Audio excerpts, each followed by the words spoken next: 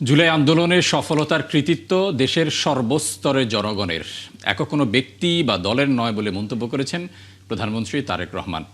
গণতন্ত্র আদায়ে 17 বছরের সংগ্রাম ও রক্তঝরা জুলাই জাগরণ শিরোনামে বিকেলে রাজধানীর কৃষিবিদ ইনস্টিটিউটে আলোচনা সভায় তিনি একথা বলেন। বর্তমানে দেশে গ্যাস সংকট নিয়ে প্রধানমন্ত্রী বলেন, মানুষ কষ্টে আছে, বিশেষ করে জ্বালানি ক্ষেত্রে ভোগান্তি পোহাতে হচ্ছে। অজুহাত দিয়ে দায়িত্ব এড়াতে চায় না বর্তমান সরকার। আগামী অক্টোবরের মধ্যে মালয়েশিয়া থেকে গ্যাস এনে সমস্যার সমাধানের চেষ্টা করা হচ্ছে বলেও জানান তারেক রহমান।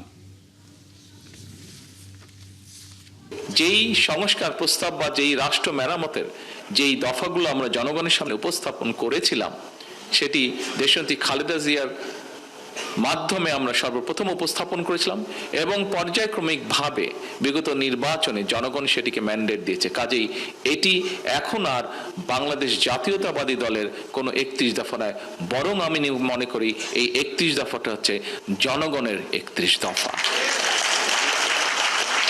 এখন সম্মানিত উপস্থিতিবৃন্দ, আমরা